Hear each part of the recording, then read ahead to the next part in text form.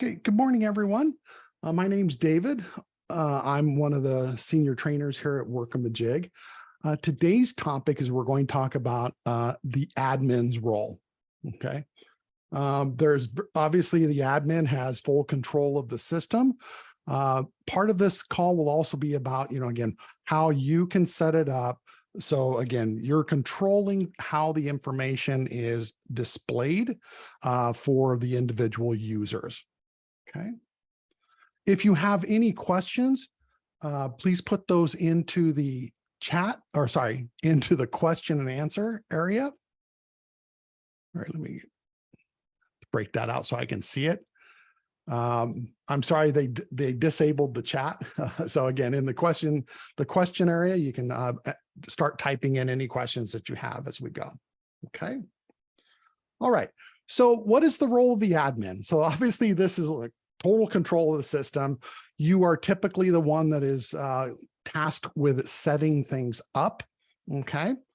Now, when we first log into Workamajig, you will probably see something, more like this, or sorry, to the main one where you're just seeing a series of buttons. And so it's the admin's role to basically start to assign people into certain areas. So again, we're limiting the data that person can see or what they're interacting with. Okay. The first off is we're going to just kind of talk in the back end. So as an admin manager, we're going to go to first system setup. And what an admin is able to do at this time is really set up security settings and really all other things in the system. The main points we have is, again, we have a lot of this pre-set up for you, and we define it by roles. But again, you guys may have differences in your particular agency. And so you want to add or subtract things from that. So the first off, we'd kind of look at, we go to, for example, the security settings. And so security settings, again, we have a series of security groups.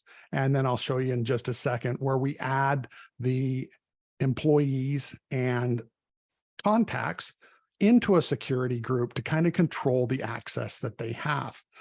Now, there are a lot of security settings. So oftentimes what we say is if you have somebody else, but you want to adjust things, we have the standards. We have accounting, we have creative production, we have owners, we have the PMs, that type of thing. So if you want to add or subtract things from that group, oftentimes it's just easier to come into that one and say, make a copy of it. And that's what we see here, accounting copy, and then make adjustments to it accordingly. And then again, we can rename it up here. Okay, so I'm sorry, I'm kind of jumping around, but I can rename it to whatever I need it to be. And then I will go to that contact or employee record and change their security settings. And I'll show you that, like I said, in a second when we get to it. Okay. Now, the security rights are divided into two things: full user, that means it's a paid seat, versus client rights. Okay, client rights, we keep it fairly simple. Again, they pretty much have read access, and that's how we control it. So again, can they see their projects, that type of thing? Can they create conversations, that type of thing? So again, we keep it fairly simple for them. And again, this would be also, it says client rights, but that would also apply to free logins for example, your vendors or your freelancers. Okay. All right. Along with this, again, in the security and that security group, we have some settings over here on the right. And one of those is, again, controlling what data do they actually have access to. So again, if they're creating custom reports and things like that, we have to perhaps give them access to create those reports to the various data sets. Okay, so we kind of siloed some things off. So again, if they are going to do a lot of things related to time entry and that manipulate or the analysis of that time, then we may want to give them access to the time detailed data sets. And again, anything, just to let you know, anything that would expose, for example, labor net, we usually label it that way. So again, usually we hide labor net because we know that's sensitive. So again, we'll put in one that says this has labor net, but these other ones do not. And so we might see that the same thing for project cost transaction data type things as well, as you can see. So this one exposes labor net. the other ones don't. Okay. So again, we're basically saying make these things available to them so they can use it. The other thing we're controlling, again, from the security group level would be the folder, the files within projects. The folder itself, are they able to add new folders? Are they able to delete? Obviously, most of them would need the view right, unless you have, for example, an admin folder that you don't want them to use. So we could technically remove that from that particular folder. And then again, the file rights. So when I add a file to a project, what is that? Okay. So again, that's just kind of the security rights. And again, this is really controlling everybody's access to it. Okay. The other thing that admins are doing back here is perhaps, again, you may send some of this this kind of work to other people. They may fully do it. But again, under billing options, okay, we're going to have, for example, the services, which would be the labor categories. And I think you guys know this bit. Again, the labor categories that are associated with, again, any work that you're doing. Then you're going to target a certain sales account. Again, probably have an hourly rate. If you're worried about, estimating and the labor rate on that, or the net labor cost on your estimates, then we can put in an hourly cost, and then whether tax is applicable or not. Okay. All right. Some of the other control you may have, again, we do this for, kind of back, so that would be billing. We do the same type of thing with purchasing. You're setting up your purchase items. If you're using media, the media items and things like that. GL settings, I think you understand. You'd have all the GL accounts, of course, that you're set up. And again, some of the default GL settings where you're saying, I want to make sure that, whenever I do an accounts receivable, when I create a client's invoice, that it targets certain accounts. Okay. So again, this is usually with admin, as well as accounting is usually the ones helping to set this type of information up. Okay. Okay. And then under account information, this is where you're going to be able to do, set up, kind of your account information, right? What is my default addresses? Do I have I numbers, things like that need to be set up? Some of the visual appearance that would be set up would be, again, what is my culture? Again, if you're not in the US, again, you probably do that. What is your default time zone? Because again, we have things that key off of that time zone. For example, the project refresh period. Usually it's overnight. It happens around 3 or 4 o'clock in the morning, sometimes earlier. But again, if that's kind of in the middle of your day, you probably want to make sure that you flip this to, the proper time zone, so that when we do the refresh, it actually would do it outside of your normal working hours. Okay. All right. All right. Now, any questions on kind of the setup area? I mean, it's pretty straightforward as far as that goes. Sorry, where my Q&A panel kind of disappeared. Okay. So the next thing we're looking at is more from an admin point of view would be, of course, the employees. Okay. So as an employee, again, what is it that I need to set up on them? So when you set up a first employee, of course, we need that first name, last name. As we start to get into 2FA, so two-factor authentication, we're in the middle of beta testing that right now. We would be working off for that. We would be using any of this information under contact info would be a viable place for the two-factor to send. So if you have a phone number, phone 2, cell phone, or an email address, we would send the message to that, or the code to that location. Again, that's in beta right now. Hopefully by end of the summer, we should have it available to everyone. Okay, maybe a little bit longer than that, but there's the target. Okay. The next is security controls. Again, setting these guys up. We always want to make sure that you have an appropriate security group set up. Okay. Again, what is it that they need to do? And that's what gets us that copy, right? That when I need to create a new one, because again, I want to give or add more stuff to them. So this is where they're in this one. but I need to give more. I create that copy, make the changes in it, and then I can go ahead and set them into this new security group. And again, who's ever in that would have those new rights. For them, as soon as they basically log out and log back in, they would have those new rights. Okay. Oftentimes we get when somebody says, I can't log in anymore, typically that would be this locked part. They've used their password too many times. So again, I can just say, uncheck it. I may have them, I may set up a new password for them and then have them change their password on the next login. Okay. Okay. For do not update, again, sorry.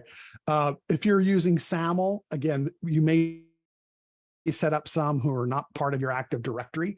And so again, when they log in, they would be using the app 9, for example, versus Workamajig webinar. So webinar.workamajig as their URL. So again, if I say, make sure for this particular login, I'm not using that SAML. Okay. Just had a quick question about the two-factor. It's basically as soon as if you log in, anytime you log out, log back in, close your browser, probably when you come back in, it's going to ask you to log in. And so it's good for that session. If you're never logging out, which we don't recommend, then again, it would stay there. I don't know if we're timing it out, but that's something I can check. Okay. But it's each time you log out, when you log back in, of course, you put in your credentials and it's asking you for the two-factor. Okay. Some of the other things for admin that we would set up is under accounting. We want to make sure that, again, we have that. Usually we don't use the billable rate, although sometimes we'll use that, but seldom do we use a billable rate. That's if I put in an hour and the project is set up to get the rate from the user, that's when it would use it. Much more common would be you're using services or service rate sheets, as you know. But an hourly cost, now this is where we would say, how much does this person, James, cost me to do an hour's worth of work? How much does it cost my agency for him to work an hour? That's where that labor net comes in, okay? So again, usually we just divide it out, the 1280 or whatever annual hours divided into 40, right? So what does it work out to per hour for their salary? And we can put that in, okay? Heads up for monthly cost, that is one report uses that. We don't use it anywhere else. So again, usually the hourly cost is the ticket, okay? The more important parts is, again, making sure your approvals are in place. Okay. Time approver, expense approver, credit card approver. Okay. Now the backup approver, I need to say this again. Backup approver is when you are out of the office, right? I'm going out of the office for vacation. Where do I need to go, right? Or who's going to take over my duties, right? So generally you would come up to your name and say default settings, and we're going to have that default approver, right? The backup approver. So who's going to be my approver while I'm out of the office? So now they're going, all those things are going to this person, D copywriter. When I return back from the office, I can go ahead and blank that out. And now it's all the stuff now comes back into my bell. Now at any time, it's actually still in your bell, but again, you're not paying attention to it, right? Because you're not in the office. So again, they're here as well as at the backup approver's location. Okay. But that's the nature of that backup approver. So again, remains blank until you need until you're actually out of the office. Okay. There are some other HR things that we have on the accounting side. Again, is there a default company they belong to? Are they in a department or office that can be tracked? And again, some order limits that would be in place. Okay. I know most of you guys have probably already done most of that. Okay. So again, there's other things that we can set up. Those are kind of the main ones we want to make sure you do get set up. Okay. All right. Any questions on really the employee, and that would come to the contact record, which is a little different. Okay.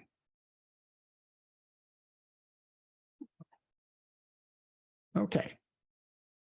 Good one. For calendar. Okay. So we've moved more to, sorry if I went off for a little bit. We've moved to more of a subscription model. Okay. So there is help guides for this, but for the most part, what we're doing is coming to everyone, and we go to calendar. And this is really done on the individual basis. Okay. So each individual is going to come to their calendar. They're going to come to more. They'll go to display options. And we're always going to have a default calendar. That default calendar has to remain. There has to be one default calendar. But after that, I can actually create a new personal calendar. And with that, I can go into either Google or to Outlook and get a subscription URL for it. Okay. The way you do that is a little bit different in each one, but basically I'm getting a URL. And then based upon these other settings is how we will react to that. So again, we understand Workamajig may not be your main calendar. So in this case, again, the individual say, I'm going to use my Google Calendar. So I get that secret code, right? The secret URL. I basically say, what do I want to see? And so that's basically saying, I want to see everything. So again, as it comes in, the next is, again, the time zone. The other is, the block out meetings, in the block out meetings, this is where we're seeing when it comes across, how will Workamajig see those meetings? So we can say either don't block it out. So it's just, again, FYI type of thing. It doesn't do anything for traffic, but we also have the block out if it's busy. So if it's busy in Google or in Outlook, then it's busy in Workamajig, and thus it will feed into traffic, right? So when I go look at the staff scheduling, this will be seen as a meeting. I'm out of office or whatever it is, I'm busy. So that will be included in your traffic load. Okay.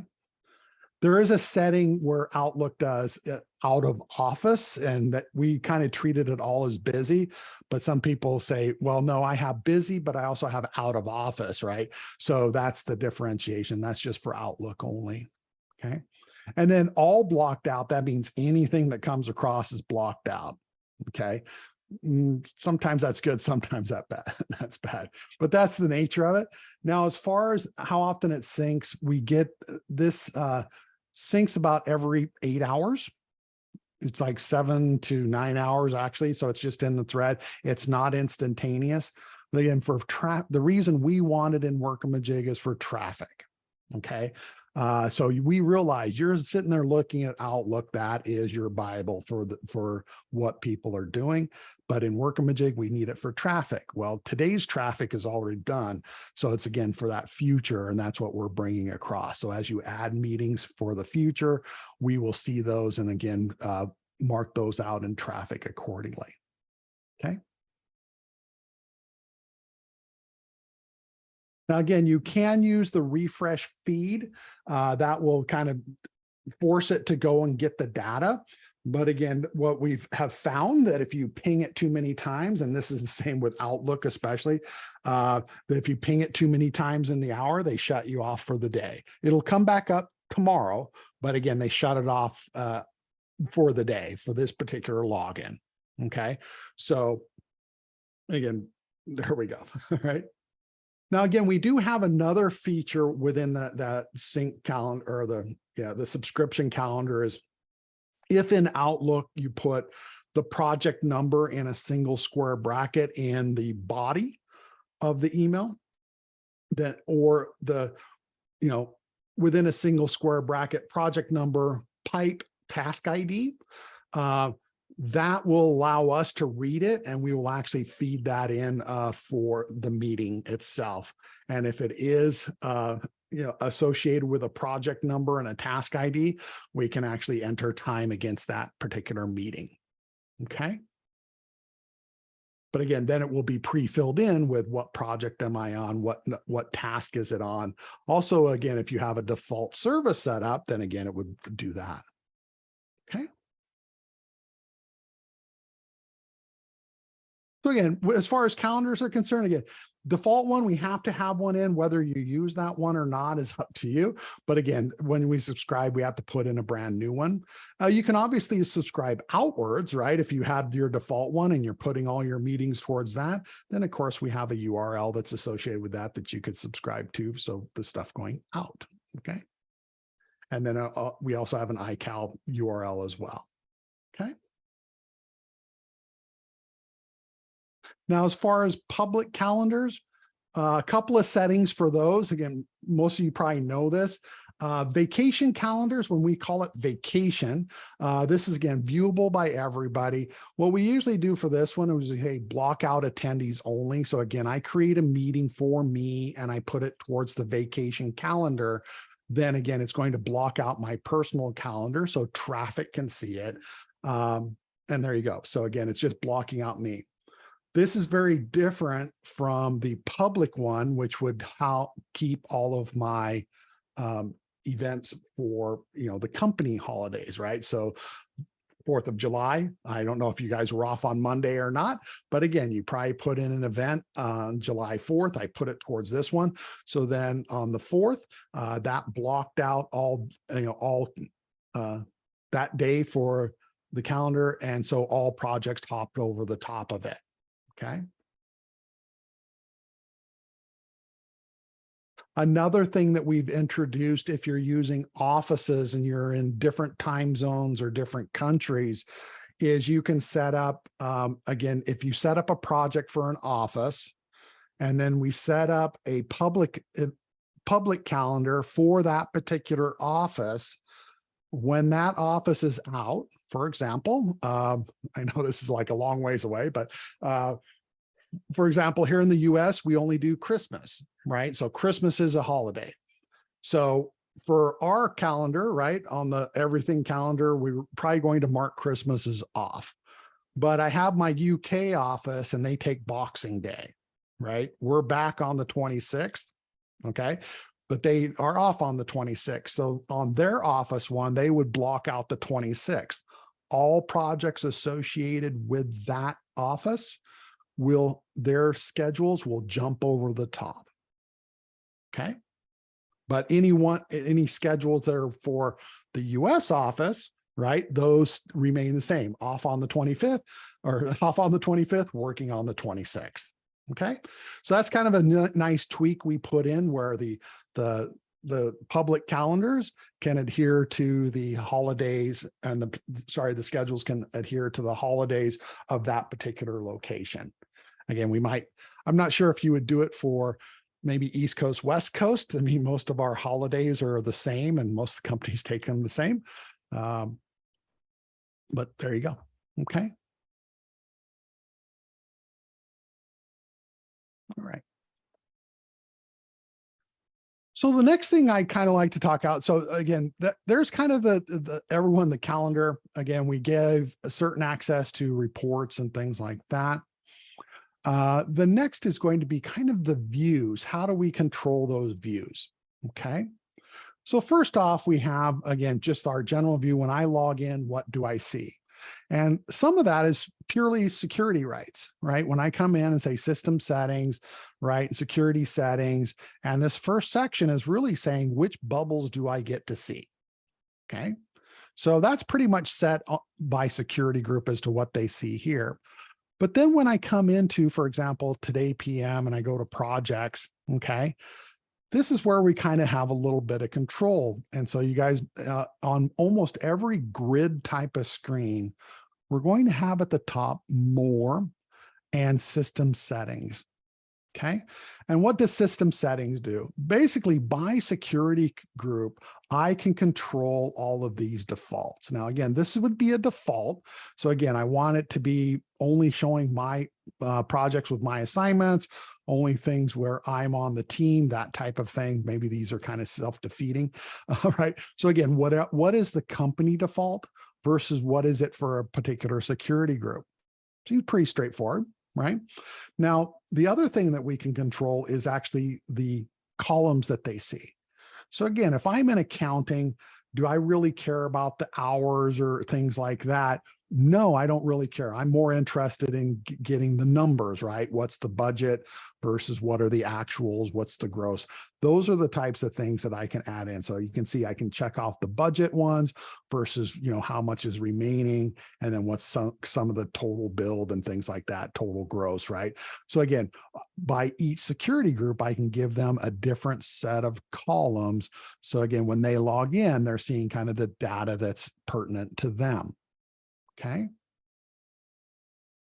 So again, each one of these, as I check it and I say, okay, do I want to save change? No. If I check it, right, so I'm saying I'm going to create some new settings for accounting, right? And I say override the company settings. Now this is taking what's in the company default, places it here. Then any changes I make are only affecting this particular group here. So anybody that's within the accounting group, when they log in, again, what would they see on this screen? Again, I maybe change the different columns and stuff. The other thing is I can actually see who's in that group. Okay. So again, I don't have anybody in there right now, but again, so that's how I kind of override it. If I don't want that anymore, I simply take it away and it's back to that. Okay. The next thing I can control is just on this one. There's some other ones that have this. We have the idea of column sets. And so this is a slightly different than this, the general view, right? The system settings where I say, this is specifically the columns I have. We also have in this screen and a couple others where we call them column sets. And this is where we actually say, if I call this one, budget, and I want to lock in the first two columns. And then from there, I say, I want to, what are the rows that I want to see? So again, I can say, I don't care about assignments. I just want the status. Oh, I already had the status, sorry.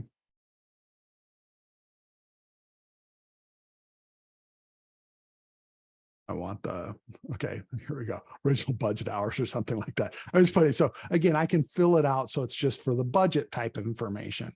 Okay. Then I can add another one. And again, maybe I call this for traffic or something like that. And again, locking down the first couple and save that. And in this one, I want the open assignments and maybe, maybe the number of deliverables or something like that. Okay. So again, it's accessible and I can control who has access to it, right? Who has access to the budget, who has access to the traffic one. And so now when I come back in and just let me refresh it, right? So I have this one, see default layout. And then when I say budget, it gives me different columns and again, say traffic. And again, that gives me different columns as well. And again, based upon, I said, lock up the second columns or whatnot, then it's going to lock those columns. I don't have enough for it to scroll. So, okay. But again, this is very common throughout to have the system settings. Okay. So again, you guys can control who, what is it that they're seeing on each of their stuff.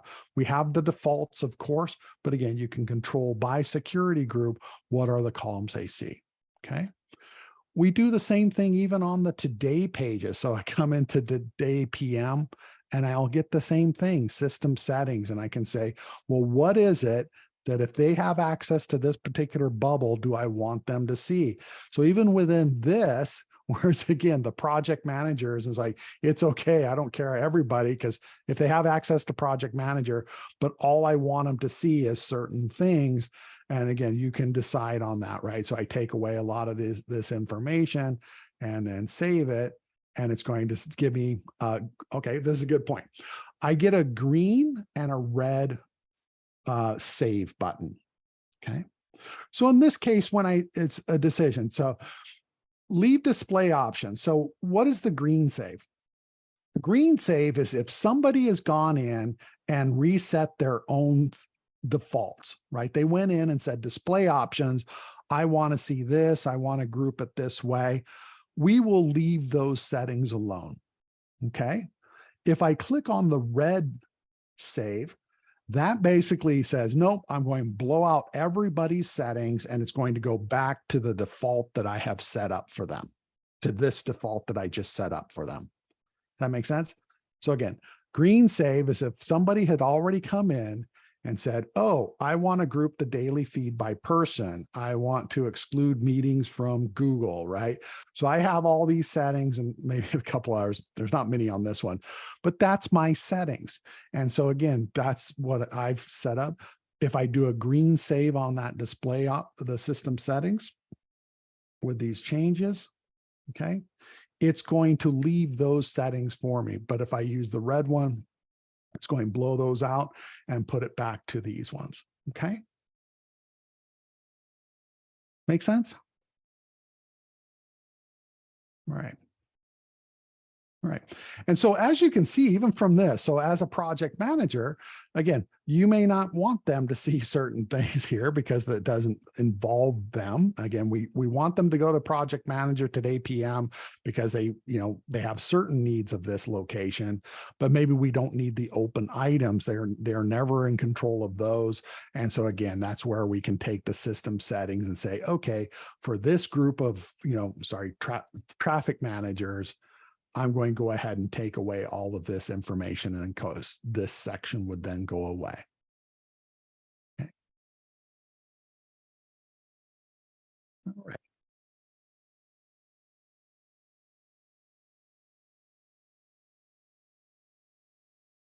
No, I don't. Okay. So that's kind of at the admin level. Again, I'm putting in different views that I can see. All right, on each of the pages. And like I said, a lot of the pages, if there's a grid of some sort, usually here, we go to billing, the today pages will have that. Let's see, project manager projects. Again, within here, I get that same thing within the timesheet, right? So everyone and their timesheet, we get the same type of thing, right? We have system settings. And again, even here, I can control what is it that they see. Okay, on the schedule. So again, any place that really has a grid, admins will likely have the ability to put in system settings and decide either what kind of shows up to begin with, or they can actually control what the grid, the contents of the grid with different fields. In this case, we just have Monday through Friday, but again, do we show weekends or not? Just depends on your guys, right? So if I say, yep, reset that. And so now when I refresh that, because I did a red save and I go to the week, again, it's going to give me those week settings. It took out my setting, remember, because I did a red save. So now I have to kind of go back in and say, okay, show me all the ones with my default assignments on it so I can see that grid again. Okay.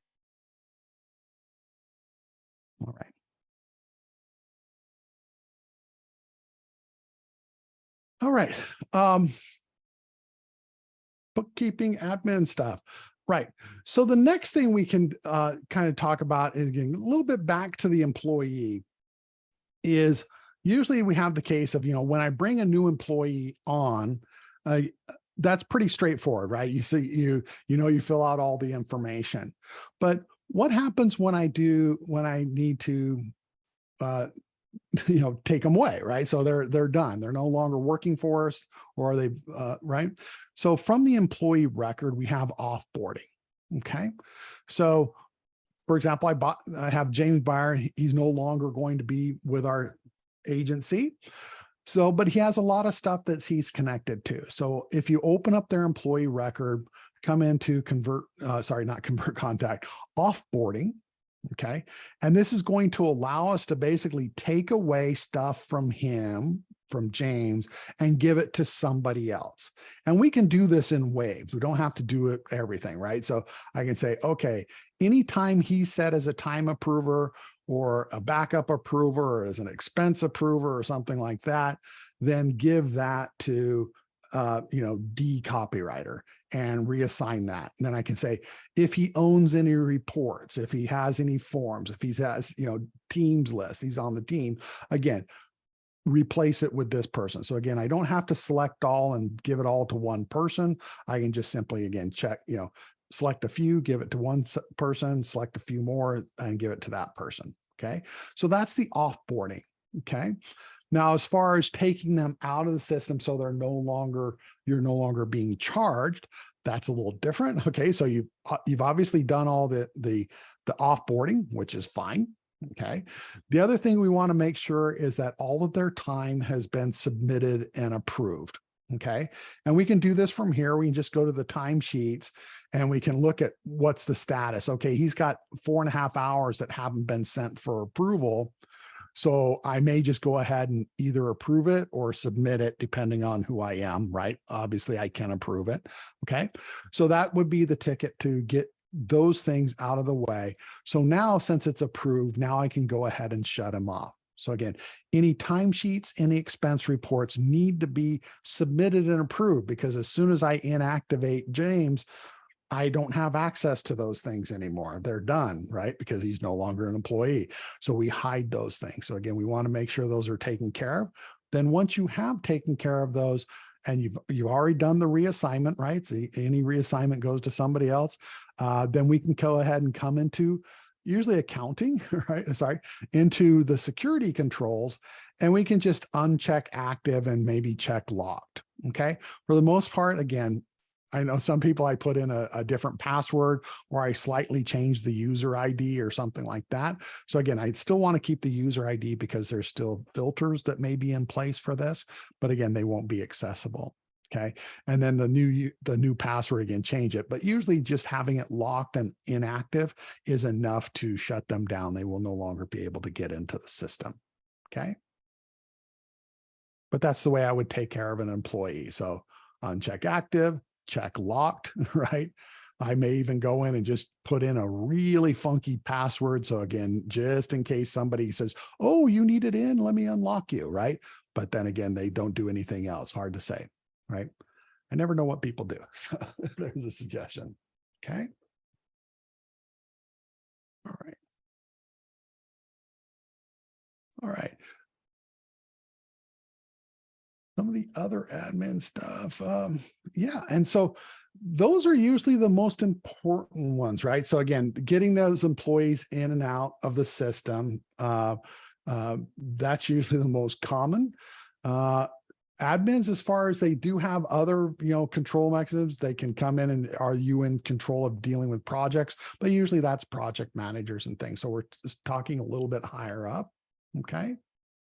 Are there any areas that I did not touch on? I know, again, it was kind of basic, but we just want to make sure that, as admins, you're aware that there's a lot of stuff that you can set up and kind of set up for your team, right? That makes sense. Okay. So just, if you have questions, don't hesitate to ask. Again, here we go. Let me get some two-factor. What is the sync timing? Again, we did that. Okay.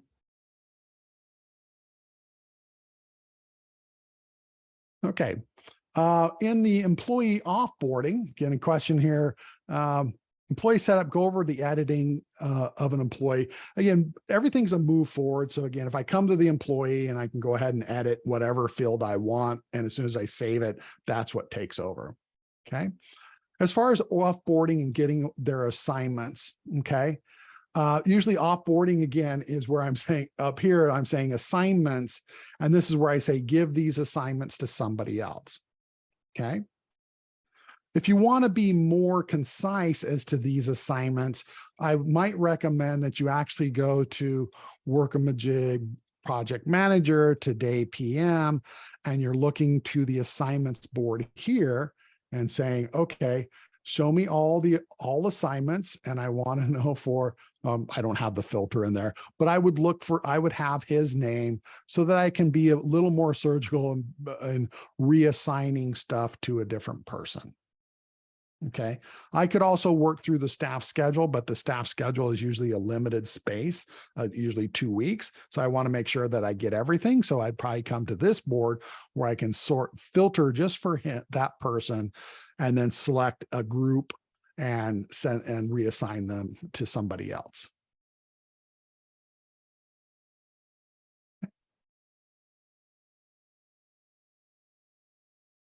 And as far as reassigning in the client record, as far as reassigning by client, that doesn't happen. So again, it's just either move everything over to one person, or it's usually a replacement, right?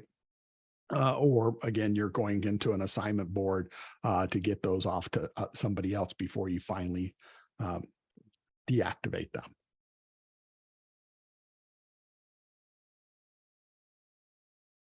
Okay. Right. Now, as far as the menus, again, we have our standard menus, right? So you see the bubbles and you see the control of this, right? So again, if I give you security rights to it, I see the everyone, I see the creative. Now, we have had people say, well, actually, I want a little bit more control. I want to see certain bubbles only, even though, or I want to create kind of a new layout for them. And that would be actually under system setup. And we have under system setup, account management, custom menu setup. So by security group, you're actually creating their menu bubbles. So again, top level bubble is I'm coming in and I say add a new folder. So that would be the main bubble. Add items would be, again, it's all by itself right at the top level. So if you wanted it to be within a folder, you're basically giving it a name, saying I want to use this one and call it, stuff. Okay. And again, go ahead and save that.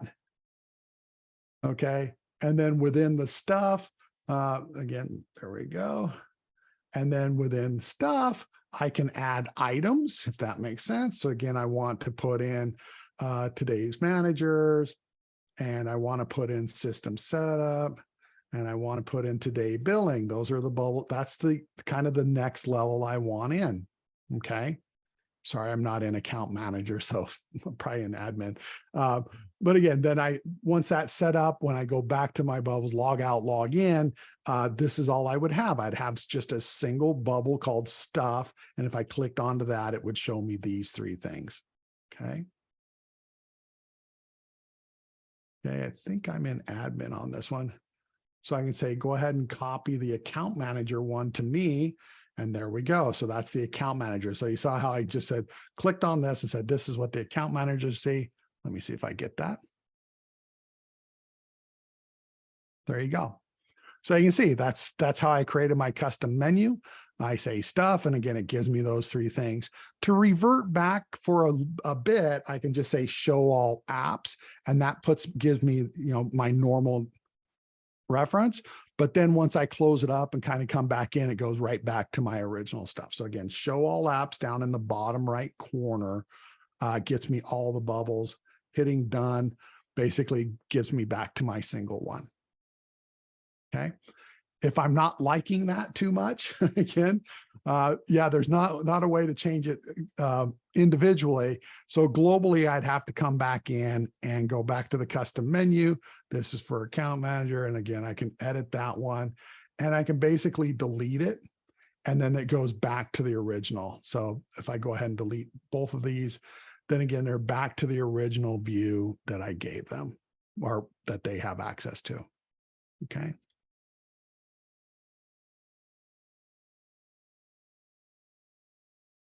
All right.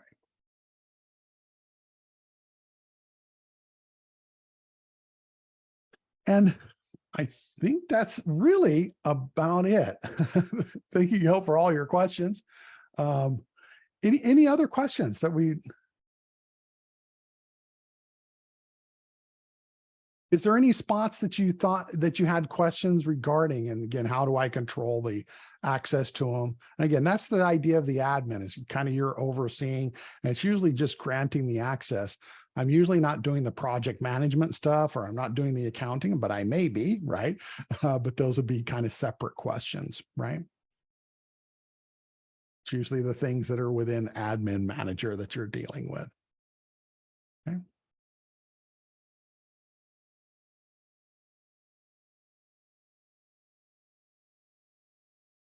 Okay. As far as renaming things, again, if you create a custom menu, you can rename the initial bubble, but the screens themselves, that you can't rename those. Okay.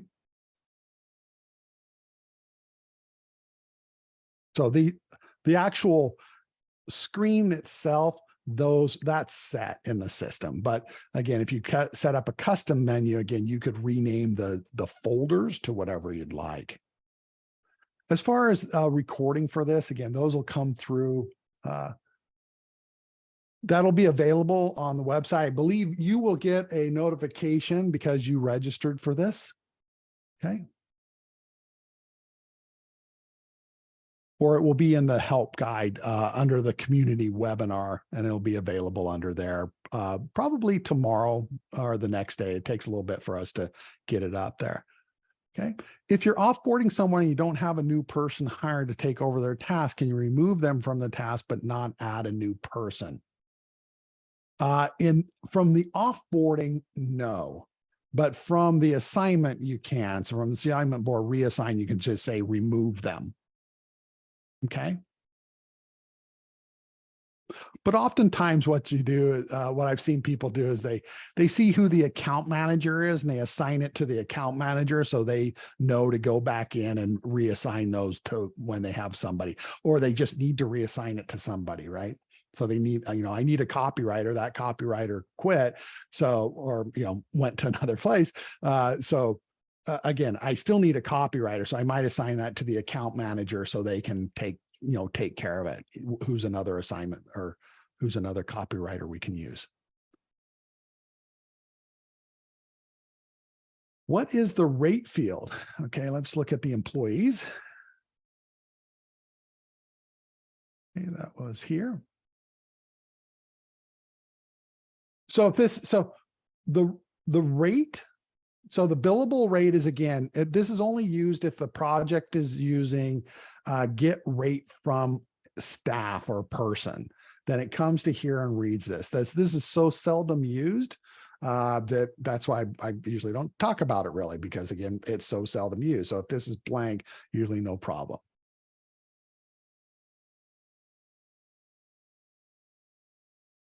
Okay. Rate level. Okay. Rate level, never touch. Okay. Just leave it alone. Don't look behind the green curtain. Rate level was a really old way when we originally set up an HTML to get variable rates. Okay. But now we have the concept of rate sheet, right? So if I do copywriting, right, this is the rate. Right? If I do senior copywriting, this is the rate. That is a much better way of handling it, but we have people that are still using it, so we couldn't eliminate it, unfortunately. So rate level should always be set to 1. Okay, that's what we're really looking at.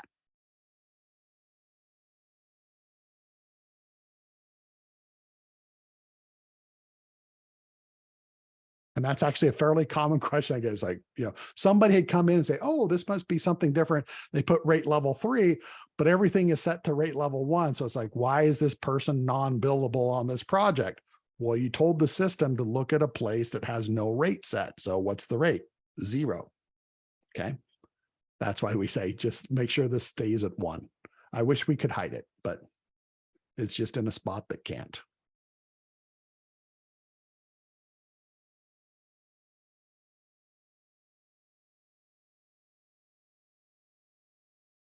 Okay, so for new employees, multiple team lists at once. Okay, so that would be here, assigned to projects. Okay, and so usually this one, so again, from the employee record, new employee, assigned to projects, and basically you're selecting what they can be assigned to.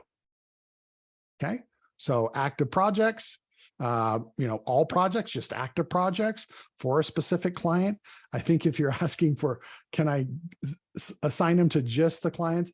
Unfortunately, at this time, it's just like this, this client, and then pick another one, then pick another one. Or if there's a particular person that's on there, we can say the same person, or pick all the projects that are in a certain status. But if your question was, can I add it to multiples? Now it's still 1 by 1.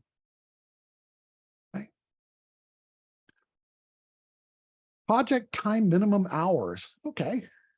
All right. So this kind of controls some of the notifications. So yeah, if we want to dig into this. So when we have notifications, did the person turn in their time? Did they not turn in their time, right? Did they account for their time in the period?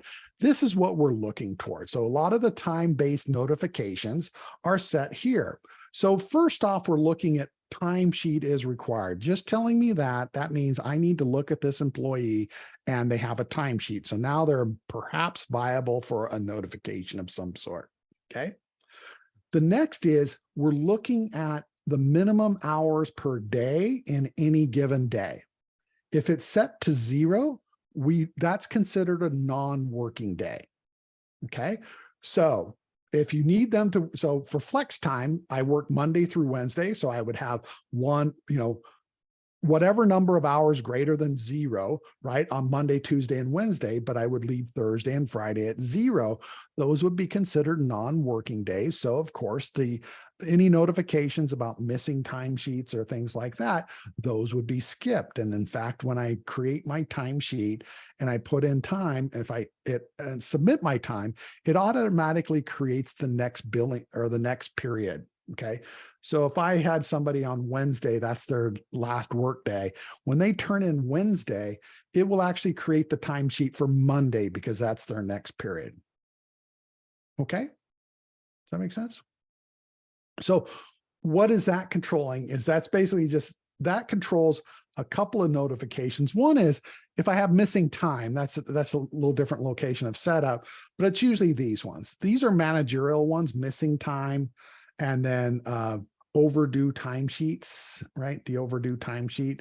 Those tend to be the two that managers want. Okay. Does that make sense? Missing time, overdue timesheet. Okay. But then from the individual standpoint, I'm going into admin, system setup, transaction preferences, and daily emails. What the system is looking for is this one. In missing time, okay, as soon as I put a date and a time for this daily report to go out, it's looking to timesheet is required and something greater than 0. That's how the individual will get it. There's no further setup. Required timesheet is required and something greater than 0 in the day. That will, if I didn't account for my time, then missing time is what will go, right? Overdue timesheet is, again, the managerial. That's that notification saying this person, this person didn't turn in their timesheet.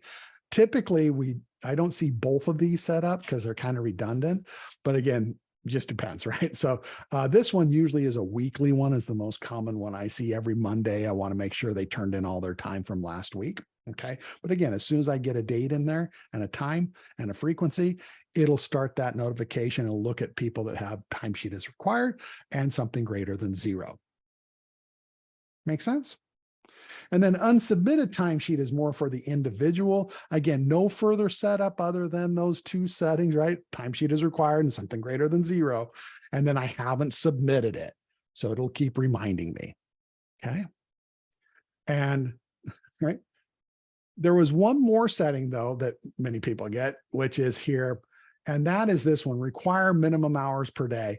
Basically what that's doing is saying, if I have this checked, and I have 5, for example, here, they have to put in 5 hours worth of time or they can't turn in their timesheet. That's what this require minimum hours.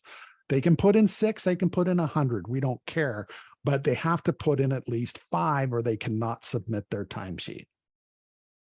Okay. And that goes back to, again, if it says 0, that's a non-working day. And so again, timesheet's not required on that particular day. All right.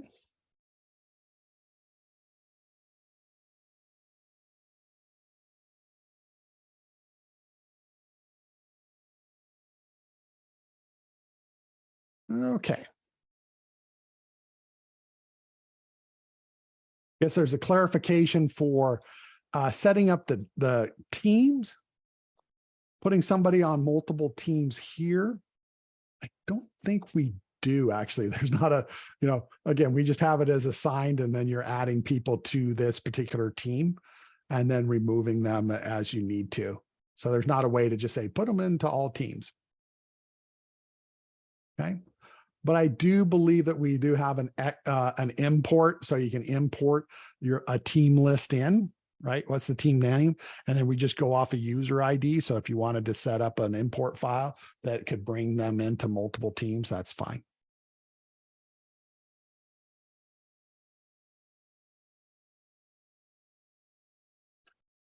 Is there a bulk edit for putting in time? In fact, there is. So again, under admin employees, I have my list. And so when I check box this on the left side, it says update employee fields. And these are all the fields that you can bulk update. Okay. And so of course we have minimum hours per day. And this is where I can say 88888 and save. And of course, all the selected ones would have that. This is very common for, again, maybe you're going to force password change. Again, you have several of them come in and I don't, I imported them in maybe. This is the way to get it to say force password. Sometimes it's usually office or department or security group as you're moving people for, and then active and inactive. Okay.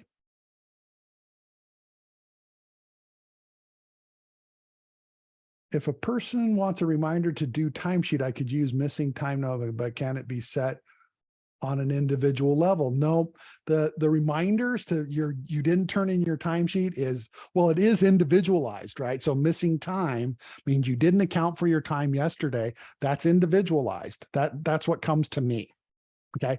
Remember the notification that I'm setting here on the employee record, this notification for missing time, that's managerial. I'm going to see a list of people that have not turned in their time or have not accounted for their time yesterday. That's what missing time would be. But the individual, without this notification set up, they will automatically get it saying, hey, you need to turn, you didn't account for your time yesterday.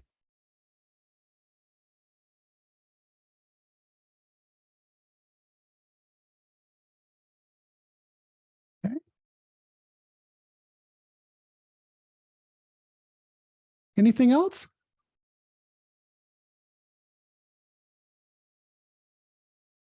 I know it seems a little overwhelming. It's like admins have so much power. Remember, you're more the overseer. We would expect that who's ever doing accounting, they're taking care of the accounting side, right? They would take care of the GL accounts. They would take care of the credit cards and things like that. Project managers are going to take care of the projects and that setup and who's on the team and who's being assigned and all that stuff, right? You as an admin, you are the one that may be setting up the services and items. You're probably setting up the views, right? What are the views that they need to see, right? How do I control the screen that they're looking at and what's on it? That tends to be what your admin is going to be doing. And also, again, maybe accounting is the one that takes care of the individual or the employees. But again, we usually see an admin as the one taking care of that. So that's why I went a little bit in depth on the employees. Okay.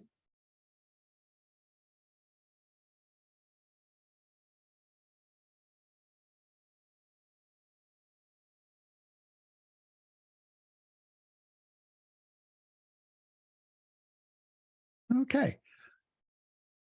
If no other questions, again, thank you very much for your time. Truly appreciate it. Again, there's going to be a survey after, when you close out, it'll provide a survey. If you could, give us ideas. What is it that you guys are looking for? What other webinars can we have? We have a boot camp coming up in September and October, a couple. One's project management, one's finance. If you guys are interested, again, there's information on our website about those two things. But again, for future webinars, just give us some suggestions. We're not that we're struggling, but again, we want to make sure that we're covering items that you guys are interested in, and again, getting you the details that you're interested in. So thank you all very much, and appreciate all the questions. And again, if you have any further questions, send a note to support@workamajig.com. Look forward to talking to you. Thanks again, and have a great rest of the day.